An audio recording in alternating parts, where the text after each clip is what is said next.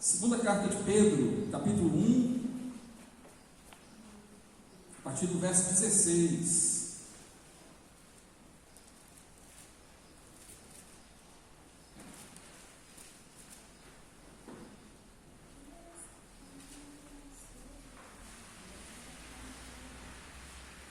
Segunda carta de Pedro, lá no finalzinho, capítulo 1, verso 16. Vamos ler? Porque não lhes demos a conhecer o poder e a vinda do nosso Senhor Jesus Cristo, segundo fábulas engenhosamente inventadas, mas nós mesmos fomos testemunhas oculares de sua majestade. Porque ele recebeu honra e glória da parte de Deus Pai, quando pela suprema glória lhe foi enviada seguinte voz: Este é o meu Filho amado, em quem me agrado. Versículo 18. Ora, nós ouvimos estas coisas vindas do céu quando estávamos com ele no Monte Santo. Assim temos ainda mais segura a palavra profética, e vocês fazem bem em dar atenção a ela, como a uma luz que brilha em lugar escuro, até que o dia clareie e a estrela da alva nasça no coração de vocês. Versículo 20. Primeiramente, porém, saibam que nenhuma profecia da Escritura provém de interpretação pessoal, porque nunca jamais qualquer profecia foi dada por vontade humana. Entretanto, homens falaram da parte de Deus, movidos pelo Espírito Santo. Essa aqui é uma defesa que Pedro está escrevendo contra as heresias dos falsos profetas que estavam invadindo a igreja naquela época. E não é só naquela época, né? Até hoje tem falso profeta para tudo quanto é lado. Então aqui, qual é o objetivo da carta dele? É fortalecer os irmãos, os crentes. Gente, fiquem firmes na palavra de Deus, não escutem os falsos profetas que têm surgido aí no meio de vós, fiquem espertos.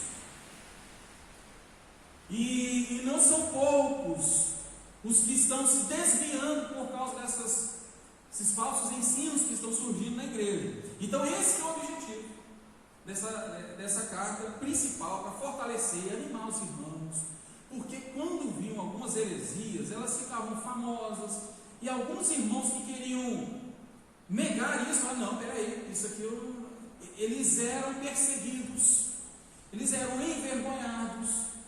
E aqui nessa época estava surgindo ainda era um pré-gnosticismo, era algo assim, não era um gnosticismo. O que é gnosticismo? Eles afirmavam que o importante era o nosso espírito conhecer a Deus e saber o que Ele fez, quem Deus é, o que é aquilo que Jesus ensinou. Mas eles afirmavam algumas coisas muito perigosas. Falavam assim: gente, o importante é o nosso espírito, né? Crer em Jesus. Mas o nosso corpo ele não serve para nada, não. A gente pode fazer com ele o que a gente quiser. Aí o pessoal caía em devassidão sexual, porque eles falavam: não, isso aqui Jesus perdoa, o que importa é o nosso interior. Vocês já ouviram muito isso, não é? O que importa é o coração, o que importa... Então, isso é resquício de gnosticismo. Por quê? Deus se importa com tudo, com todo o nosso ser, com o nosso corpo, com a nossa alma. Se a gente não deve pecar, não é pecar só de dentro que a gente não deve pecar. O que o nosso corpo faz também peca, isso afronta a Deus. Então esse tipo de ensinamento estava surgindo. Aí eles falavam assim: não tem como Jesus ser Deus e ser homem. Como é que um Deus morre numa cruz? Jesus não poderia ser Deus, porque ele vem em corpo, e corpo é uma coisa ruim, pecaminosa. Então eles ensinavam que Jesus, ele não foi homem de verdade, ele foi só assim uma aparição, um espírito, um fantasma que apareceu. Então olha só para onde que esse povo ia. Olha só o que eles estavam ensinando: que Jesus não era verdadeiramente Deus, e que Jesus, sendo Deus, não poderia ser homem. estavam ensinando. E todos nós aqui cremos que Jesus ele é totalmente Deus e totalmente homem. Se ele não fosse totalmente homem, ele não poderia morrer por nós, ele não poderia nos representar ali naquela cruz. Então, esses ensinamentos são contrários aos ensinamentos dos apóstolos. E aqui, então, Pedro está ligando para a igreja: ó, gente, se liga aí, ó, esses caras estão ensinando coisa errada para vocês, vamos ficar ligados, vou retornar aqui aquilo que eu ensinei para vocês. Então, esse é o ponto. E como que ele usa, então? Quais são os argumentos que Pedro usa para poder falar: gente, vamos voltar para o caminho certo, cuidado para não desviar para o caminho errado. Aí ele vai falar a respeito das Escrituras Sagradas.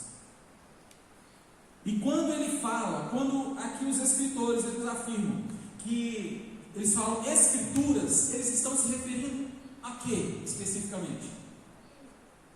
A Bíblia. Só que era a Bíblia deles que eles tinham na época lá. E sabe qual era a Bíblia que tinha na época lá? O Antigo Testamento. Eles ainda não tinham o Novo Testamento que a gente lê. E então aqui ele se refere ao Antigo Testamento. Mas é interessante como é que ele começa aqui. Vamos voltar aqui, versículo 16. Olha só: porque não dizemos conhecer o poder e a vinda do nosso Senhor Jesus Cristo.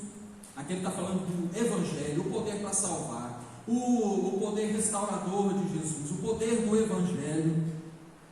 E sobre a vinda do nosso Senhor Jesus Cristo, aquele que veio e ele também virá a segunda vez. Esses gnósticos aqui, esses pré-gnósticos, eles estavam ensinando, zombando: ah, rapaz, Jesus vem de novo. Não, para com isso, não tem como não. Ele não morreu? Como é que se ele morreu, como é que ele vai vir de novo? Não tem jeito. Eles estavam zombando o povo. Então, todo tipo de ensinamento errado estava acontecendo. E olha só, ele não ensinou a respeito de Jesus Cristo seguindo fábulas engenhosamente inventadas, mas nós mesmos fomos testemunhas oculares da sua majestade. Ele está falando aqui, olha só, a gente não fica aqui inventando histórias interessantes para vocês crerem. Aqui, quando ele fala fábulas, é a mesma coisa de mitos, né? É muito conhecido fábulas e mitos da mitologia grega, e eles usavam esses recursos. Eles inventavam histórias milaborantes e aquelas coisas maravilhosas para poder deixar o pessoal encantado com aquelas histórias e ensinar coisas erradas. Mas ele fala assim: ó, eu preguei o Evangelho para vocês, não foi porque eu ouvi histórias maravilhosas, eu não inventei fábulas, mas eu estou contando coisas para vocês, coisas que eu fui testemunho dos meus próprios olhos. Eu vi. E aqui olha só o que ele cita aqui: fomos testemunhas oculares da sua majestade. Versículo 17: porque ele recebeu a honra e a glória da parte de Deus Pai, quando pela suprema glória lhe foi enviada a seguinte voz: este é o meu filho amado, em quem me agrado. Olha só, versículo 18: ora, nós ouvimos esta voz vinda do céu quando estávamos com ele no Monte Santo. Aqui é uma referência a Mateus 17:5, no Monte da Transfiguração. Ele estava lá e ele viu Jesus sendo transfigurado. E ele ouviu, Jesus recebeu toda a glória de Deus. Foi vista essa glória em Jesus. E ele ouviu, aqui diz que eles ouviram a voz que do céu disse: ó, escutem Jesus, escutem o meu filho, ele é o meu filho amado, escutem tudo o que ele disser. Olha só, gente, aqui ele está falando, eu não estou contando historinha para vocês, eu vi e eu ouvi Deus falando que ele era filho, e que era para nós ouvirmos a ele. E eles viram Jesus transfigurado, toda a glória de Deus em Jesus.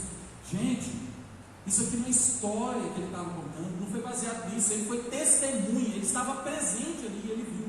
É por isso que a palavra dele aqui tem autoridade.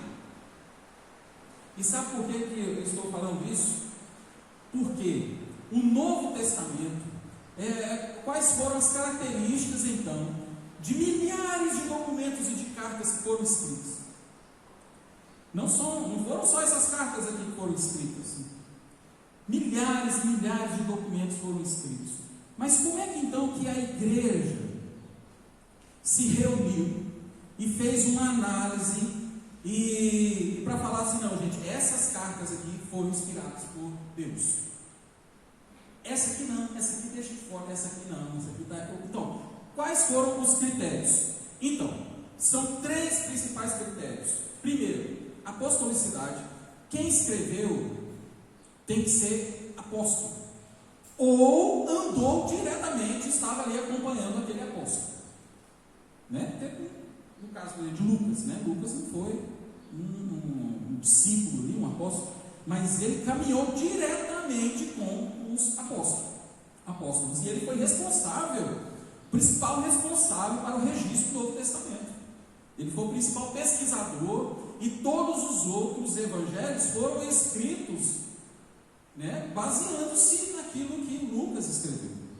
Então, foi profundamente importante, né, a presença de Lucas. Então, tem que ser apóstolo. Por que tem que ser apóstolo? É gente que estava lá, que estava presente e que viu e que ouviu as palavras de Jesus, que andou com Jesus, que viu Jesus fazer milagres, que ouviu Jesus falando. Esses são os apóstolos. É por isso que nós não cremos nesses novos apóstolos de hoje. Por quê? Porque eles não andaram com Jesus, eles não viram Jesus, eles não estavam lá. Agora, Pedro está falando, não, rapaz, eu estou aqui quase como um repórter, eu estou vendo aqui a situação e estou aqui narrando para vocês o que aconteceu. Agora, esses outros aí, eles estão contando um monte de historinha, eles estão inventando coisas assim, fabulosas para poder enganar vocês. E a autoridade do Novo Testamento também, segunda coisa, além de ter a autoridade da apostolicidade, é a coerência entre os apóstolos. Não adiantava o cara ser apóstolo e ele falar uma coisa completamente diferente do outro. Aí a gente ia falar, rapaz, peraí, não vai dar certo esse negócio. Então, se alguém se dizia ser apóstolo, aí fala assim, não, mas eu sou também apóstolo. Não, mas você está falando totalmente diferente dos outros aqui. Você está falando coisas contrárias ao que os outros estão falando. Aí eles iam limpando, falando, não, peraí, isso aqui não está dando certo não. Então eles tinham essa análise também, tinha que ter coerência entre eles. Tanto que maravilha, gente, você estudar os 4 evangelhos. Mesmo eles falando, tratando, olhando de forma diferente os fatos. Você vai ler, por exemplo, João, aí João vai falar outras coisas, mas uma coisa complementa a outra, fortalece a outra, ajuda a entender o que o outro falou, né? Não tem briga entre eles. E isso é que é maravilhoso da palavra de Deus e do Novo Testamento. E outra coisa também que eles olhavam para poder canonizar o Novo Testamento é a universalidade.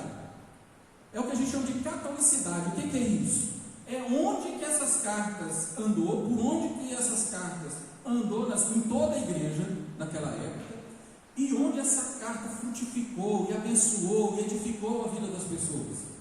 Aí você fala assim, não, tem uma carta aqui, não, onde essa carta foi? Rapaz, essa carta ela ficou aqui, só aqui na nossa igreja. Abençoou a vida das pessoas? Rapaz, sim, é interessante a carta, mas vingou, não vingou não. Então assim, eles olhavam, conversavam com todo mundo, bem concisos, eles falavam, rapaz, essa carta aqui espalhou por toda a Ásia, por toda a África, e todo mundo lia essa carta, e o pessoal foi abençoado, o pessoal se entregou a Cristo lendo essas cartas. Você está entendendo? Então essas avaliações foram feitas, esses 3 principais critérios, então, para poder a gente falar, não, isso que a gente está lendo aqui hoje do Novo Testamento, essa carta de Pedro, ela foi canonizada. O que foi canonizado? Ela foi reconhecida como palavra de Deus, inspirada pelo Espírito Santo, como nós lemos aqui no começo do culto, né? Lá em 2 Timóteo 3,16. Então tem autoridade sim a palavra de Pedro. Essa carta de Pedro tinha autoridade, assim como o Novo Testamento, porque ele era testemunha ocular, e ele ouviu Deus falar, ouviu Jesus falar, ele viu Jesus, andou com Jesus. Então essa é uma característica que a gente tem que entender fortemente, que o Novo Testamento sim, ele tem autoridade como palavra de Deus, porque ela foi escrita, foi através de homens movidos pelo Espírito Santo, assim como ele termina aqui esse texto que nós lemos. Então, o Novo Testamento, ele é palavra de Deus para a nossa vida, e tem sim toda a autoridade. E por que eu estou falando isso? Porque tem pessoas que não reconhecem o Novo Testamento como palavra de Deus. E a gente confronta com essas pessoas constantemente. Uns afirmam assim: não, eu creio no Antigo Testamento, porque o Antigo Testamento, os judeus criam no Antigo Testamento, seguem o Antigo Testamento. Agora o Novo Testamento é um monte de carta. São homens assim, o pessoal avulso escrevendo, né? Eu tenho minhas dúvidas, eu acho que aqui houve uma inferência da igreja, porque a igreja quis, a igreja escolheu para poder se defender, para poder mostrar. Existem muitas pessoas que pensam assim. Eu conversei esses dias com uma pessoa a respeito disso, e ela fala assim: ó, eu creio em Deus, eu creio na Escritura, mas eu creio na Escritura do Antigo Testamento. O Novo Testamento eu acho assim meio difícil de engolir. E tem gente assim, muitas pessoas creem dessa forma. Agora, lá no versículo 19, aí já tem também o outro lado da moeda. Assim temos ainda mais segura a palavra profética, e vocês fazem bem em dar atenção a ela, como uma luz que brilha em lugar escuro, até que o dia clareie e a estrela da alva nasça no coração de vocês. Aqui ele está fazendo uma referência a quê? O que ele está falando aqui que vocês devem dar atenção a ela? Ao Antigo Testamento, a lei, a escritura que eles tinham nas mãos. Gente, dê atenção a ela também. Dê atenção ao que eu falo, porque eu vi e ouvi a respeito de Cristo. Eu estava lá presente. É verdade isso que eu estou falando, mas também não desprezem o Antigo Testamento. Sabe por quê? Olha só, ele usa uma figura aqui de luzes, de luzeiros. E eu não sei quantos aqui já tiveram a experiência de passar com um carro dentro de um túnel grande. Aqui em Anápolis a gente não tem. Goiânia não sei se tem, mas é pequeno, né? Tem viadutos assim, pequenos. Mas São Paulo, você anda assim, tempando, naquele escuro, com o carro.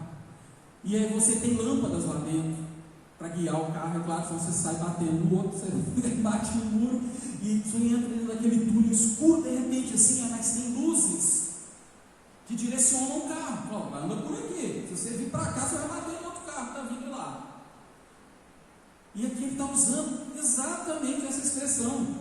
O Antigo Testamento é como a gente entrar num túnel e que tem pequenos luzeiros que vão direcionando. Vá por aqui, ande por esse lado, cuidado, não faça isso, ande por aqui, até que o túnel acaba. Quando o túnel acaba, é aquela luz do dia.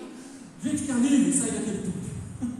E aí você fica aliviado do sol, bonito, clareando tudo, não precisa mais de poste, não precisa de luz, porque agora você está enxergando.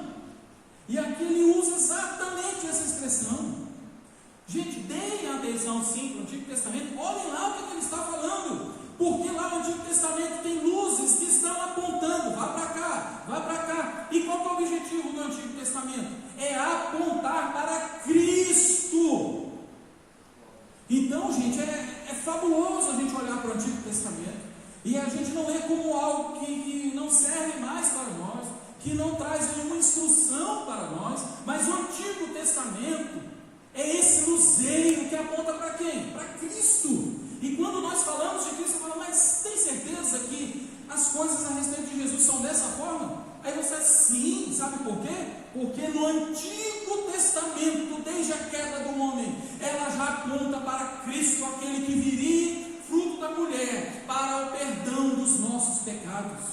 E a gente vê Cristo em todo o Antigo Testamento. A gente vê Cristo em Gênesis. Vemos Cristo na história dos reis, dos patriarcas, aquilo que Ele pode fazer. Ele como o supremo rei. Nós vemos Cristo como sacerdote. Nós vemos Cristo como profeta. Nós vemos Cristo claramente anunciado nos Salmos.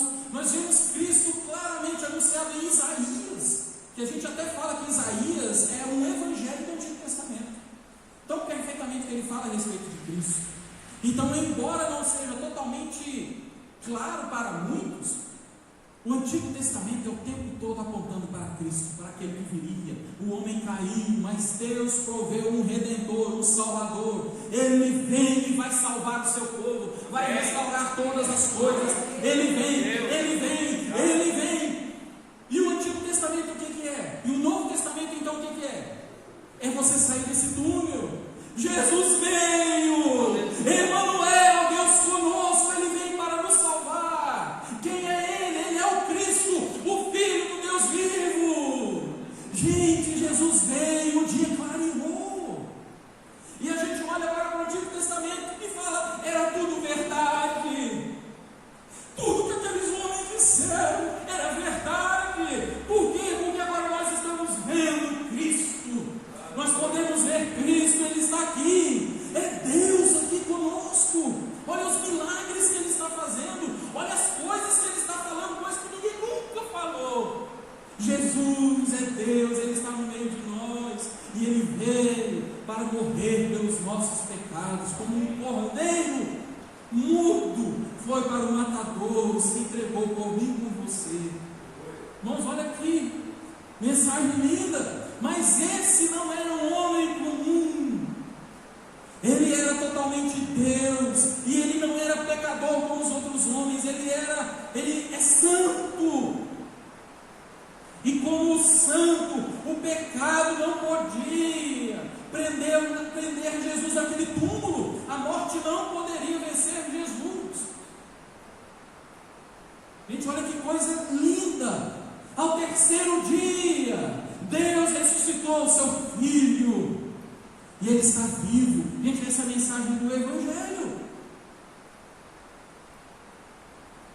Meus irmãos, existem muitas pessoas hoje que elas olham para o Antigo Testamento e falam, pai, não precisa, vamos, deixa o Antigo Testamento para lá, antigo, coisa velha, né? Já não precisa mais, porque agora, né? Esse que tudo se fez novo, agora é só o Novo Testamento. O Antigo Testamento, Bíblia, eu falo, qual que eu consigo ler bem? Eu comprei com a letra maior, com a letra grande. Por que eu estou falando isso? Para a gente tirar tudo aquilo que incomoda a gente, aquilo que está dificultando você estudar a palavra de Deus. A gente tem que começar a olhar essas coisas. Peraí, onde você está encontrando dificuldade para poder estudar a Bíblia? Eu tenho uma Bíblia, ela é linda, né? Mas a letra é pequena, ele começa a ler, ele dá uma canseira na vista. Vamos procurar uma versão boa. Procura o Richard, procura o seu pastor, seu líder. Pastor, qual é uma versão boa para eu comprar aqui com uma letra grande, para eu poder ler? Outra coisa, pastor, eu tenho minha Bíblia aqui, é a ARA, né? A Almeida, revista atualizada, tal, mas tem umas coisas que eu não entendo. Côvado. Vamos falar, o que é isso, côvado? Tem umas palavras difíceis lá, eu leio e não entendo. Uma das características da Reforma Protestante foi trazer a Bíblia para a linguagem do povo. E hoje existem versões que nos ajudam. Em vez de falar assim, e encheram as talhas, não sei quantos, aí tem as unidades de medida daquela época. Mas tem versões de Bíblia que já trazem a medida em litros, em metros. Né? Então, por exemplo, denário, né? Aí o que é denário? Você está explicando o que é denário. Tem versões de Bíblias que já tem isso tudo traduzido para a linguagem nossa. São coisas que facilitam muito. É tão ruim você ter que ler uma Bíblia que você está lendo, você não entende o que você está lendo. Então, onde que está tendo a sua dificuldade? Eu não tenho tempo para ler Bíblia. Espera aí, então vamos ver. Como é que está gastando o seu tempo? Qual que é o melhor horário para você estudar a Bíblia, para você ler a Bíblia? Por exemplo, eu tenho um costume, eu gosto muito de ler a Bíblia. Eu ponho a musiquinha no fundo e eu leio em voz alta, como se fosse um programa de rádio que eu estou ouvindo alguém lendo a Bíblia. Gente, mas fica tão bonito. Eu fiz assim, eu li vários livros inteiros desse jeito. Eu punha lá, não sei quantas horas de busca de louvor de instrumental lá no computador, eu sentava lá, acabava, aí eu já lia, às vezes eu leio uma carta curta, aí já lia outra carta, você já lia ali, primeiro João, segundo João, terceiro João, então você tem que encontrar qual que é o seu caminho que vai facilitar você a ler a Bíblia. Porque o problema hoje não é que a gente não tem Bíblia, o problema é que não lê, né? Vocês conhecem a história da senhora que perdeu o óculos, né? E ela passou e falou assim: está lendo a Bíblia? Ela falou assim: não, só parei de ler a Bíblia porque eu perdi meu óculos, aí não consigo ler. Ela falou: vamos procurar a Bíblia. Ele foi lá na casa dela procurar a Bíblia, o óculos estava dentro da Bíblia. Você viu, olha que mico que ela passou, tá aqui, né? E tem uma congregação lá de Pirinópolis, lá, que a Linda, a esposa do Black, um dia pegou a Bíblia esqueceram a Bíblia, foi lá de quem que é, né? Aí tinha uma folha de maconha lá, marcando, com o marcador da Bíblia. E eu já tive decepções muito grandes quando eu estava discipulando adolescentes para batismo, e um dia eu caprichei uma aula para falar sobre a importância da Bíblia. Eu caprichei, passei vídeo, eu fiz tela no PowerPoint, expliquei, sabe aqueles vídeos de africano recebendo a Bíblia e beijando a Bíblia, porque ele nunca tinha visto a Bíblia antes, assim, aquela alegria de receber a Bíblia. Eu mostrei o vídeo. Aí acabou o discipulado lá em casa, e eles foram embora. Na hora que eu olho na mesa de centro, quem está na mesa de centro? As Bíblias de todos. Ninguém levou. Mas eu fiquei na raiva. Eu falar que você não faz isso também. Irmãos, a gente tem que olhar para a palavra de Deus como algo, não é um livro comum. Isso aqui não é historinha para ninguém dormir. Isso aqui você não vai ficar lendo números para beber dormir em sua casa. Meus irmãos, isso aqui é a palavra de Deus, inspirada pelo Espírito Santo. Você já pensou que você tem um livro na sua casa, que você abre e Deus fala com você? Irmãos, olha que coisa preciosa. Isso é graça de Deus. E Ele fala com poder, Ele transforma vidas. Eu lá no hospital, tem quantos minutos, Charles? Então tá, até uma hora. É impressionante quando eu vou repor os Novos Testamentos lá no hospital. Eu passo de leito em leito, repondo aquele Novo Testamento dos Gideões, né? Leito por leito. Gente, eu fico tão feliz, porque tem quarto que eu vou lá e eu vejo que está sem. Eu falo: ixi, levar esse, vou ter que repor. Aí eu olho, o Novo Testamento está dobrado em cima do leito. Às vezes a pessoa foi no banheiro, mas ela estava lendo. Gente, eu fico tão feliz. Ainda hoje, em 2021, principalmente as pessoas que estão sofrendo, estão no leito, fala: eu preciso encontrar um refúgio, eu preciso de um consolo para a minha alma. Ela vai lá e pega o Novo Testamento para ler as palavras de Jesus. E essa semana eu entrei no leito, e eu estava com um monte de Novo Testamento na mão. Na hora que eu entrei, eu estava pedindo permissão para entrar. Aí uma pessoa lá de dentro do senhor falou assim: entra, pastor, pode entrar, pastor, essa é a melhor coisa que existe na vida, pode deixar aqui. E ele começou a chorar, emocionado de ver o pastor entrando com Bíblia dentro do quarto dele. Ele falando assim: eu já fiz isso, eu sou pastor da igreja, estava mas muito velhinho.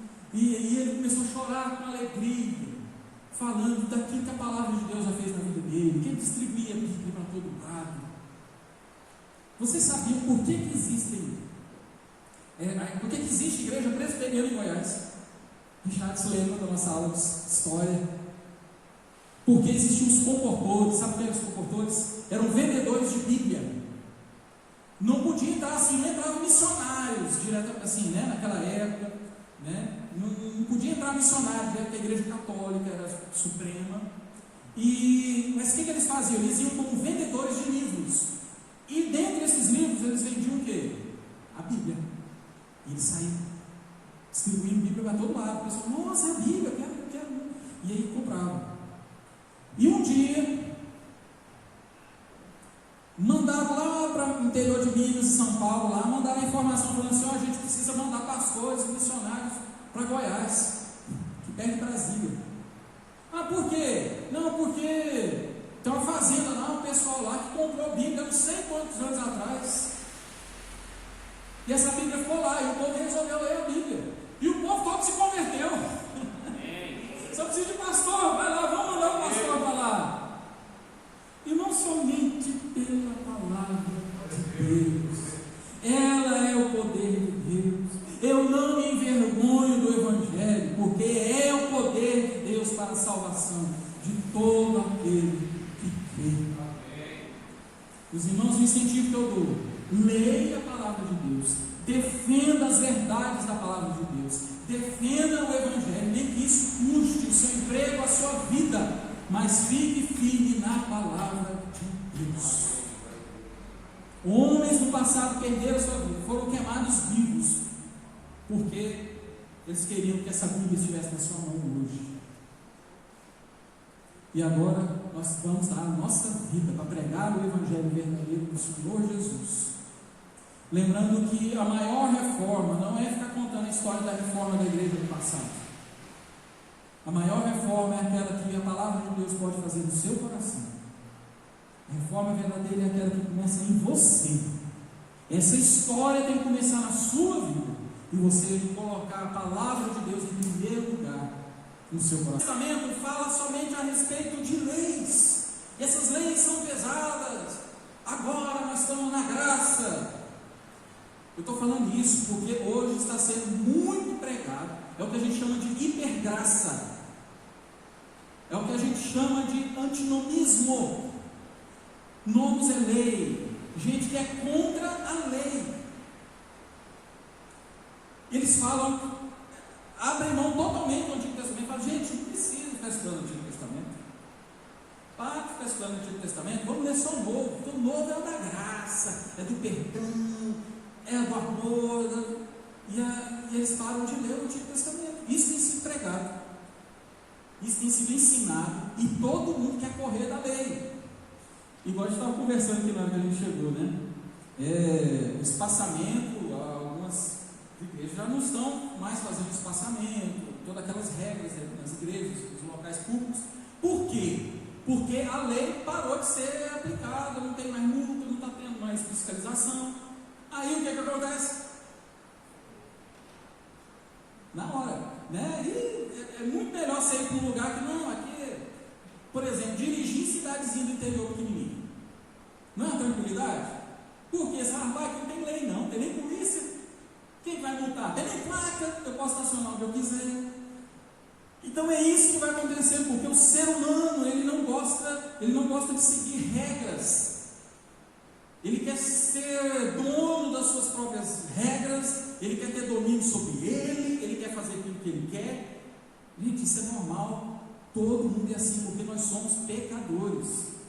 Começou lá no Éden, Deus fez tudo maravilhoso e bom, aí Deus colocou uma regra, falou assim: ó, dessa árvore vocês não vão comer. O que eles fizeram? Vai lá e comeu. É homem pecador, e nós somos assim também. Então hoje, aí a igreja, o que ela pensa? Não, assim, larga da graça, né? Agora para o Antigo Testamento, larga para lá, esse negócio de 10 mandamentos, não tem nada a ver, e vai largando toda a lei, que são instruções de Deus, que é a lâmpada para o nosso pé, é luz do nosso caminho. Lembra do túnel? Tem os vizinhos do túnel? Gente, o Antigo Testamento é isso. Fala a respeito de leis? Sim, fala a respeito de leis. Fala a respeito de um Deus que condena o pecador? Sim, fala de um Deus que condena com morte. Mas o Novo Testamento usa a lei justamente para falar de Jesus. O Novo Testamento vai falar de graça, O Novo Testamento vai falar de Jesus, de um novo tempo, de uma nova aliança, sim, mas ela usa de forma, sim, sem dúvida nenhuma, ela usa a lei para falar assim, sabe a lei que Deus deu? É a lei moral, espiritual, ela é importante para nós, ela é nosso guia, mas ela nos aponta, chega num lugar que você fala assim, gente, eu não consigo praticar essa lei que Deus quer, eu sou pecador, e sabe qual é o salário do pecado? A morte é o que eu mereço, porque eu não consigo cumprir essa lei. Esse é o objetivo, e sabe qual que é o objetivo maior? É falar assim, realmente você não consegue cumprir a lei, e sabe então o que você precisa? Você precisa de um Salvador, você precisa de alguém que vai cumprir a lei por você, você precisa de alguém que vai morrer no seu lugar, porque você merece a morte. Vocês estão vendo tanto que o Antigo Testamento casa com o Novo Testamento, e um fortalece o outro. A lei, ela manifesta o caráter de Deus, quem Deus é, a santidade de Deus, como é que Ele quer que a gente viva em sociedade, como que Ele quer ser adorado. Nós vemos isso aonde? Na lei do Senhor, no Antigo Testamento. Mas o Antigo Testamento não é só isso. O Antigo Testamento é o tempo todo apontando, vocês precisam de um Salvador. Por que no Antigo Testamento eles no tabernáculo imolavam animais? Não parece uma coisa estranha hoje? Já pensou a gente aqui hoje ter que sacrificar um animal, pegar um cordeiro, cortar o pescoço dele e tirar o sangue dele? Não parece que é uma coisa absurda? Pois é, mas aquele cordeiro já estava apontando para o Cordeiro de Deus que iria tirar o pecado do mundo. Vocês não podem se santificar sozinhos, vocês precisam de um cordeiro, vocês precisam de um sacerdote para poder ser o intermediário entre vocês e Deus. Vocês precisam de um sacerdote. E quem que é hoje aquele que nos une a Deus? É o Senhor Jesus. Então nós temos que olhar para a palavra de Deus, para a Escritura Sagrada, e a gente reconhecer Jesus e a importância de, como aqui Pedro vem falar a respeito do Antigo Testamento. Olha só, porque jamais qualquer profecia foi dada por vontade humana.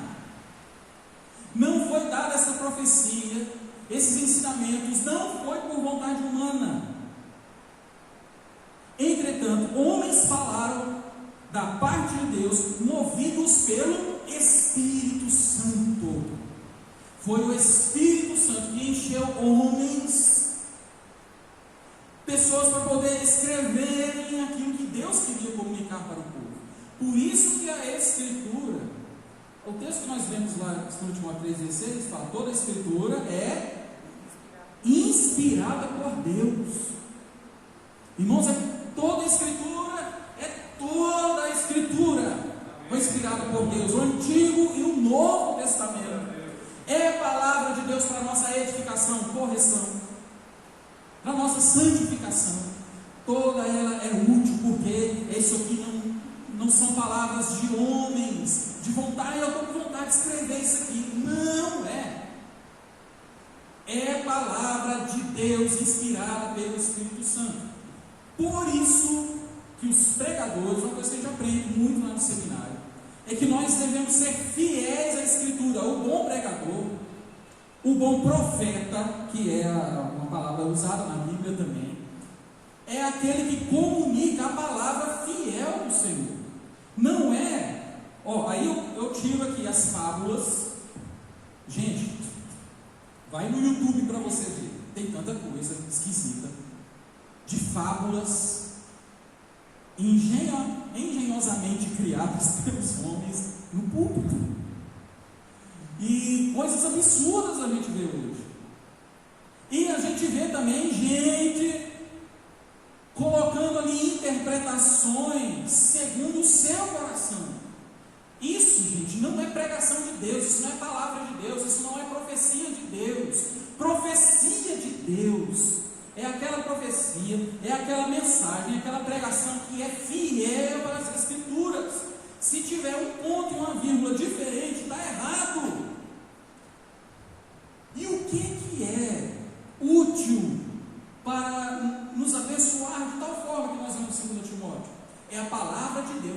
inspirada, não é palavra do homem, não é fábula do homem, não é piada que o homem conta no púlpito, não são essas coisas que vão edificar a igreja, que vão transformar a igreja, corrigir o pecador.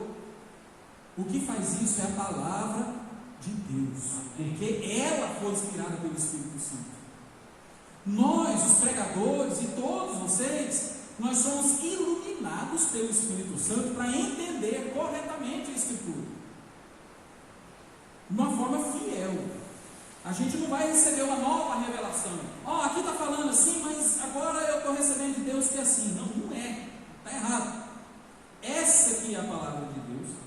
E a ela nós devemos todo respeito, cuidado, atenção. É a palavra de Deus, porque ela foi inspirada pelo Espírito Santo. Ela é a verdade absoluta.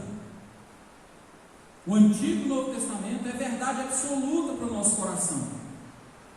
E a gente tem que entender bem essa questão sobre verdade, porque lá, qual que é o versículo que o nosso presidente gosta de falar? João? Vocês sabem, gente? Conhecereis a verdade nos libertará. O que é que nos liberta? É a verdade. E a verdade não está contida em fábulas, em mitos, em histórias inventadas, interpretações baseadas no coração do homem. O que liberta o homem é a palavra de Deus. E somente a palavra de Deus faz isso. Eu gostaria aqui então de entrar na nossa história da reforma. E depois que a gente expôs aqui então o que Pedro disse, eu gostaria de lembrar vocês o que aconteceu então na reforma protestante.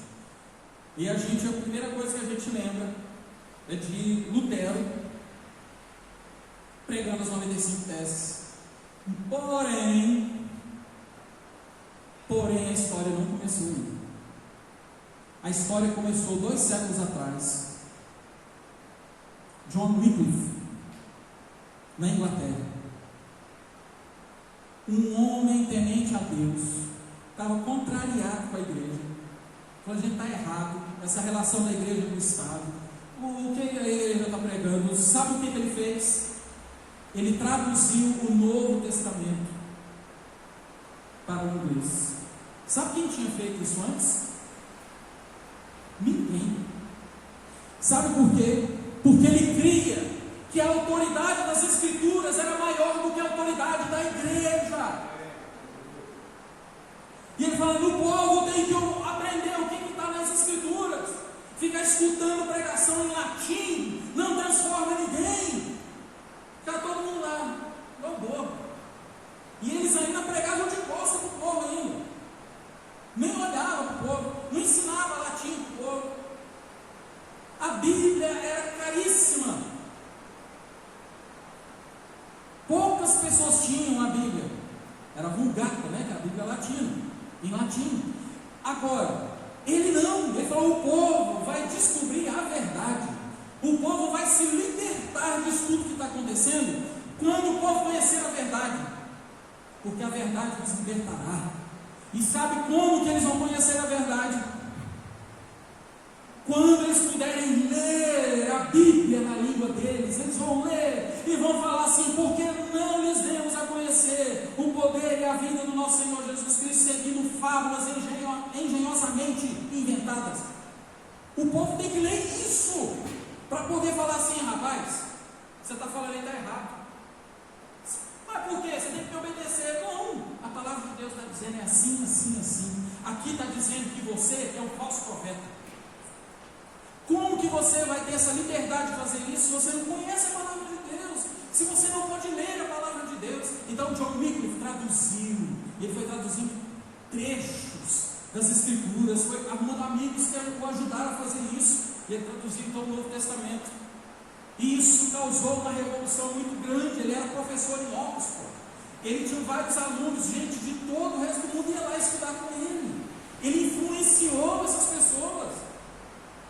É claro que de vez em quando descobriam que ele estava ali traduzindo, punha fogo em tudo. Mas ele perseverou e foi um um lampejo assim, de esperança para a igreja. E sabe o que aconteceu? Então, no século XIV, nós tivemos John Wycliffe. Foi um cara depois, um século depois, estudar lá em Oxford, chama John Huss, já no século XV, e ele aprendeu, ele foi na biblioteca e leu tudo que John Wycliffe tinha escrito, e ele ficou maravilhado com aquilo. Ele falou: gente, já está indo no caminho errado, cadê a palavra de Deus nisso tudo? Que autoridade é essa que a igreja tem, que é superior à palavra de Deus? Espera aí, o que eles estão fazendo com a ceia do Senhor? Tantas heresias que eles estão criando, espera aí, está errado. E esse foi para o fogueiro, porque depois ele voltou lá para a Boêmia e começou a pregar, a ensinar essas coisas para todo mundo. Ele era um pregador excelente, um professor maravilhoso. Isso influenciou também muitas pessoas. E ele foi condenado à fogueira por heresia. E lá na heresia, cantando um hino, enquanto o fogo começava a queimar suas canelas, aí ele falando assim: hoje vocês estão queimando um ganso, que é o que significa, é um apelido, né, da palavra Huss.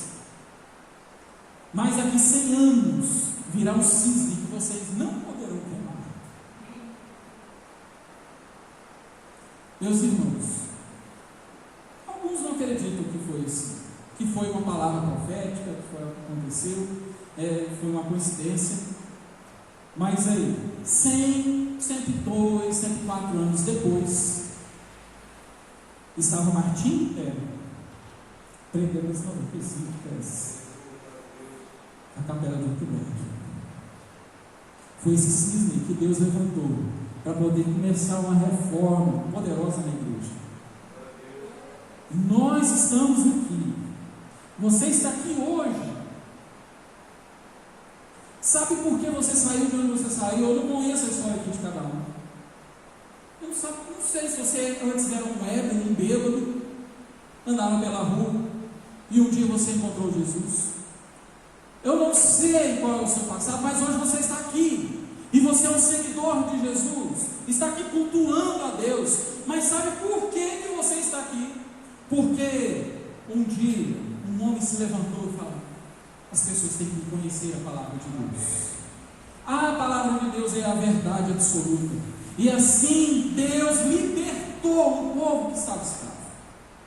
E é interessante como é que Lutero se converteu. Lutero era um homem profundamente perseguido e massacrado pelos seus pecados. A consciência dele acabava com ele. Ele falou assim: pai, eu sou pecador, eu vou para o inferno, como é que eu faço isso? Ele fazia todos os rituais, confessava os seus pecados para um padre que era amigo dele, confessava tudo: pai, mas eu não aguento mais essa vida. Ele confessava os pecados muitas horas. Quando ele terminava, aí o outro padre até levantava assim. Aí ele: está tudo certo agora, confessou tudo, confessei.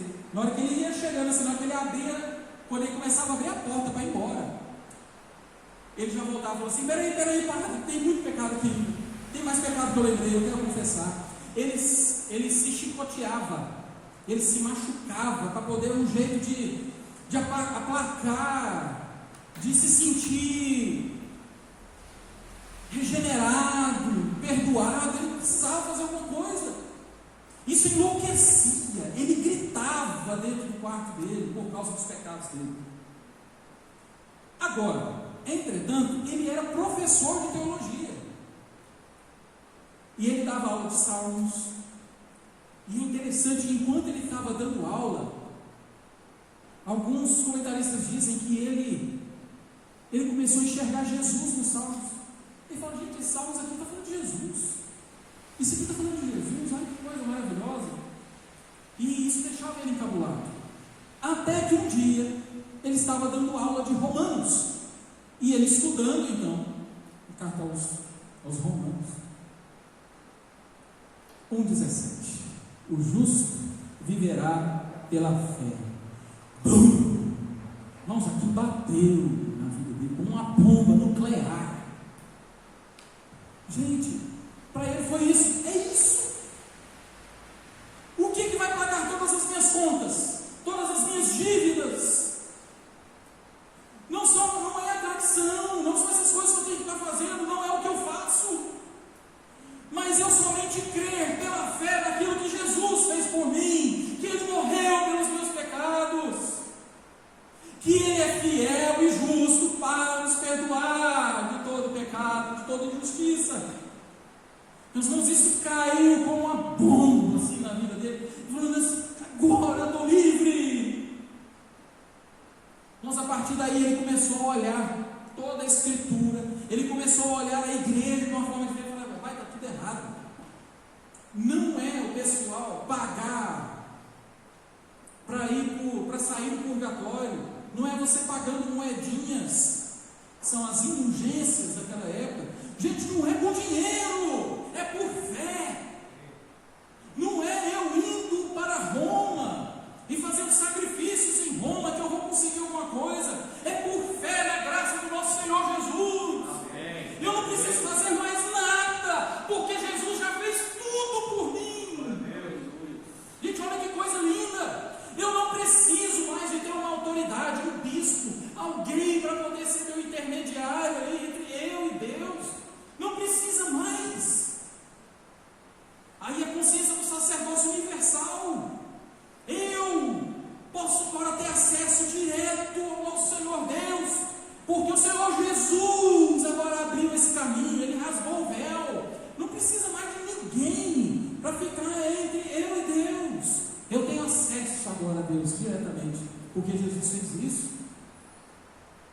E ele começou a olhar todos os problemas teológicos da igreja católica, e ele falou: gente, isso aqui não está na palavra de Deus. Mas não está mesmo. Por quê? Eles não se baseiam somente na palavra de Deus. Eles entraram por um caminho que eles mesmos foram criando as suas bulas papais. A teologia deles e a palavra do Papa era igual ou superior à palavra de Deus. Vocês estão entendendo? Então eles foram por um caminho, eles foram ficando cada vez mais distantes da palavra de Deus. Foi quando, mas é interessante que Lutero, dando aula, através da palavra de Deus, ele conheceu a graça do Senhor. Então esse foi o caminho, é por isso que nós estamos aqui hoje comemorando, relembrando a Reforma Protestante. E a palavra de Deus, ela é ponto central nisso tudo. Porque sem a palavra de Deus, ele não ia conhecer a verdade. A gente ia andar por caminhos tortos, a gente ia andar por fábulas, a gente ia entrar em heresias, mas é a palavra de Deus que nos conduz no caminho da verdade. E eu gostaria de deixar algumas coisas práticas para nós. A partir da Reforma Protestante, então, uma das coisas que todos os povos começaram a fazer foi traduzir a Bíblia para a linguagem vernacular, que era a linguagem do povo. O povo tinha que ler a Escritura e chegar para o pregador e falar assim: rapaz, não entendi isso que você falou, não, estou meio desconfiado disso que você falou. O povo tinha que ir com a palavra de Deus. Mas peraí, você falou, não está aqui não. Tinha que ter essa autoridade. E quem que dava essa autoridade para a pessoa? A autoridade da palavra de Deus. Então todos tinham que ter a tradução na sua língua. Aí começou a tradução do inglês, né, foi para o alemão, e assim, hoje nós temos aqui diversas versões da língua portuguesa. Por que eu estou falando isso? Eu estou com problema de vista, eu usava óculos começou a dar problema. O médico falou: não, usa lente, e vai ser melhor para você. E eu, o óculos que ele pediu também, não tinha dinheiro para comprar. Tá bom, vou correr com você. Mas o que estava acontecendo? Eu não estava conseguindo mais ler as minhas versões que eu tinha, as Bíblias que eu tenho. Eu ficava aqui, muita dificuldade. E ficar lendo no celular também eu acho que é muito apropriado. O pregador ficar aqui no celular, você está aqui lendo a mensagem e aparece aqui no celular: Flamengo 1-0 no Atlético. É ruim, atrapalha, desconcentra.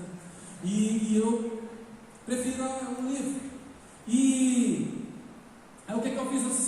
fui lá na livraria, olhei Bíblia,